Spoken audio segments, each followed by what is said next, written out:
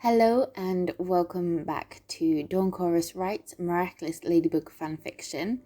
This is part 2 of Say Something, and a massive thank you to the now 300 subscribers. So I hope you enjoy part 2. Chat Noir's POV. Ladybug, breathe. Her shudders caused his body to shake as he grasped onto her. She had said too much, but nothing he had expected. She had fought him as Chat Blanc. Their love broke the world. She loved him, but can't. I'm still here. His voice was hollow. He was hollow. After pouring out his heart, what was left? He had been ready to leave, to walk away, and yet, how can he now? Holding his broken lady in his arms, struggling to breathe through the tears? He may no longer be in love with Ladybug, but he still cared about her and loved her in his own way. Chat, I'm sorry. I'm so sorry. I didn't mean to. Her voice sounded fragile, as it would shatter into thousands of pieces. I know. I'm here. Let's talk. When you're ready, tell me everything, and I'll listen. He spoke with as much tenderness as he could muster. She nodded her head against his chest, inhaling a deep breath as he pulled her in tighter against his body, his actions backing up his words. This was all he wanted in the first place, the truth, and this was her chance, her last chance to convince him to stay and be Chat Noir. I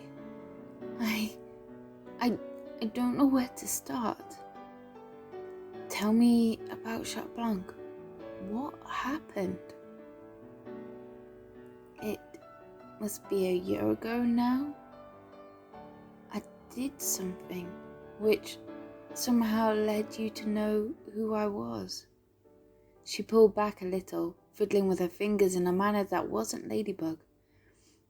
She paused for the first time, and he had noticed the miraculous beep, and now it was their final beep. Wait, my lady, we're about to change back. We could let it. Then there would be no more secrets. You would know who I am. She loosened her grip on him and shuffled back. That isn't what I want. I mean, I do, but not forcing it. Not like this. Close your eyes. He did it first, hoping she would follow his lead. Chat dropped his arms down to his side, pushing his body back against the railings. If he held her, he might get a clue to who she was. Within seconds, he felt the magic release from his body. Silence descended between them. His shirt moved as Plaque took his cheese from his pocket. There was no gasps, no mention of who he was, leading him to believe that she had closed her eyes too. Yes, he wanted to know who Ladybug was. Of course he did. But the plan here today wasn't to find out. If he knew, he didn't know if he could walk away, making it all that much more real. If he had given it back to her without finding out, he could convince himself. Oh, he didn't know what to think anymore.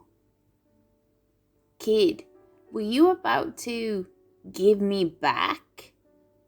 Plague spoke with an unusual amount of sincerity for him.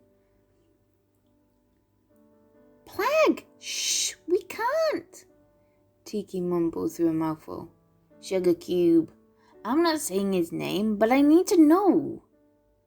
Plague, I was going to explain once we got back, but I can't keep her miraculous if I'm not going to be Chat Noir. No one else can be Chat Noir. You have been the best master. He's right. The relationship you two have is unique, a bond unlike any other Ladybug in Chat Noir. The only issue you have is pride. Ladybug, you have too much pride, thinking that you have to do this alone instead of leaning on those around you. And Chat? Your pride is appearing strong and not showing your weaknesses. Until now. And it's up to you if you want to share your other identities, but you know each other, where it really matters. Tiki, thank you, Marinette whispered. Sugar Cube is right, Plag declared flatly. Say that again? Tiki teased, making both Marinette and Adrian to let out a tension-release laugh. Plag mumbled. She's right.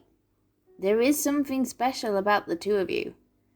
How you are drawn together? Open your eyes and you'll see.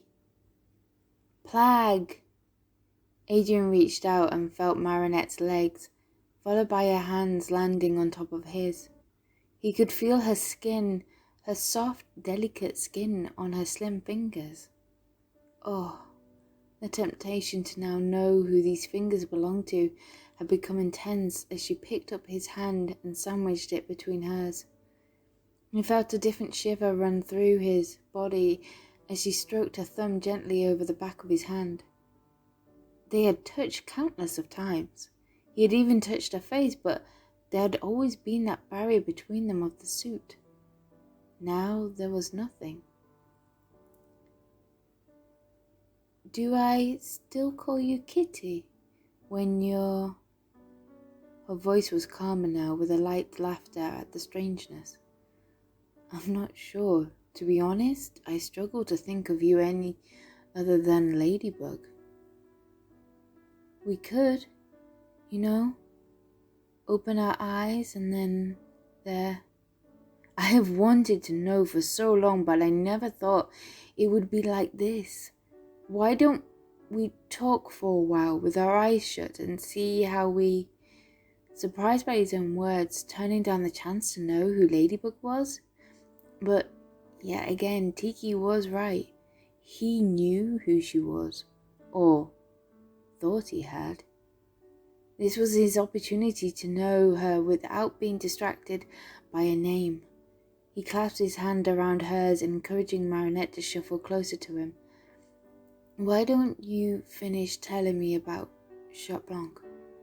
And why you thought it best not to tell me? He used a soothing tone, trying his hardest not to break this newfound calmness between them. He felt her fingers reach out and touch his chest before leaning her head against him. To be honest, I was afraid to tell you. He forced his hands to remain down and not to automatically run them through her hair or stroke her cheek. Which part? Focusing on the conversation instead of the woman in his arms. All of it? Not fearful, but more in a way that it might change you and I, our relationship, our dynamics. How would you see me? Do you remember when I called you to meet and we sat gazing out at the sunset together and I said I did it? Yes. Was that? I had just fought Chat Blanc in a world that was void of life, consumed by water, and I was dead.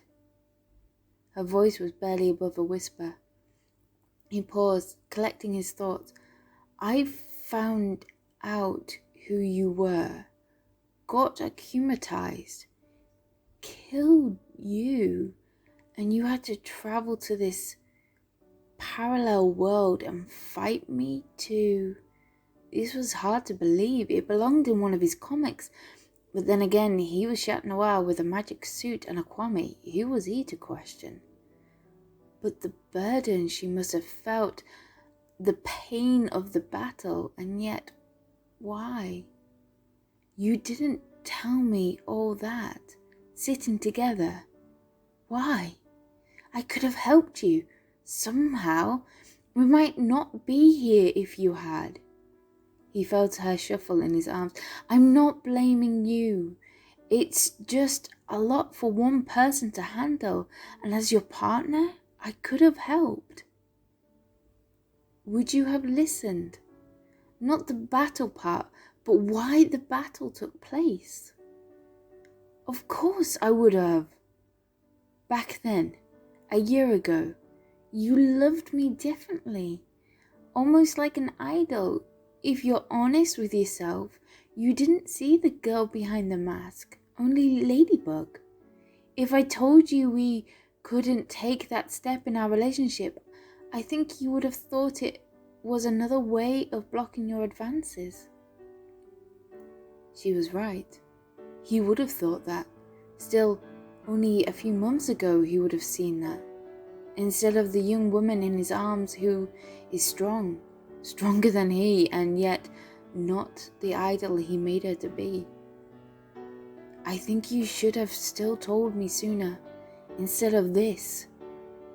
I wanted to. Oh, how much I wish I could. I have nightmares with him in it. You fear us being together, knowing who we are that much? Then, yes. Now, I don't know.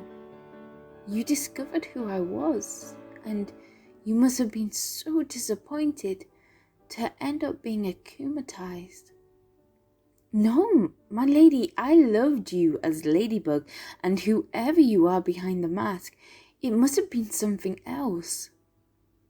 Bunnox didn't show me what exactly happened.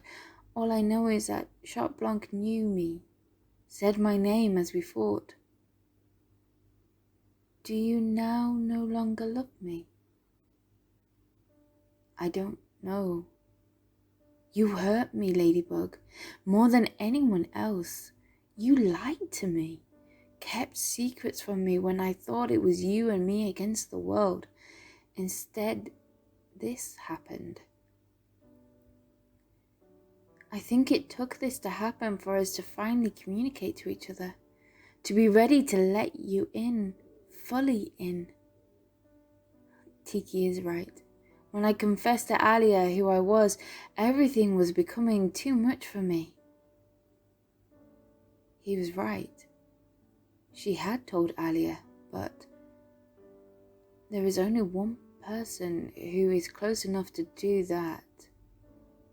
There is only one person who, out of their group of friends, who hadn't been akumatized, but Multimouse. Yet again, she was combining other Kwames. She could have used tricks.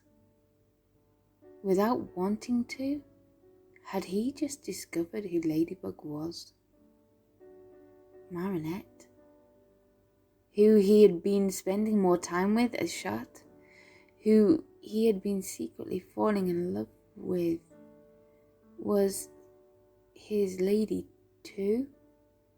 He thought he had been shifting his emotions from one woman to another, but really, it had been Marinette all along. Slowly he moved his hands from around her waist and guided them over her clothes he could picture inside his mind. He felt her take a sharp intake of breath as his hands touched the bunches in her hair. How had he not seen it earlier? For him, this made sense, but would she ever guess that Shat could be Adrian? By how she acted around him at school, would be a no. Kitty, you know, don't you? He struggled to form the words in his mouth. Marinette? Her head nodded against his chest. Bit by bit, the pieces of the puzzle fitted together, and for once, he could see the big picture that stretched out in front of him. Hi. That means you know Alia personally, doesn't it? Plag was right. We are drawn together, you and I. At last the darkness ebbed away and revealed the light he had been searching for. Adrian? It's you? He knew she must have opened her eyes, but as he peeled back his own, there was Marinette, curled up in his arms, and her puffy eyes were sealed shut. He had fallen in love with this woman twice, and this evening had caused us so much pain. "Forgive me?" he breathed. "There is nothing to forgive. I love you." With her eyes closed, she leaned her head upwards. "It is I who—" The words became his own as he kissed her softly on the lips, awakening her to this newfound reality, where they finally discovered each other and not just their names, where his love was now deeper than the idol he had believed, and a future they would tackle together as one. Thank you for listening to part 2 of Say Something. I didn't use the lyrics in it this time. I just wanted to kind of tell the story. And I hope you enjoyed it. I hope you liked the second half. It was harder to write the second half, if that makes sense. Thinking of their conversation. But yeah, I hope you liked it. And also a massive thank you to 300 subscribers. It means the world to me that my channel is growing so fast and there's so much love and support, and yeah, it is amazing. It is, yeah, shocking, amazing and wonderful. So thank you very much, and yeah, make sure you smash that like button, subscribe if you haven't already, and comment down below what you think of it. And I will see you in the next one. See you soon. Bye.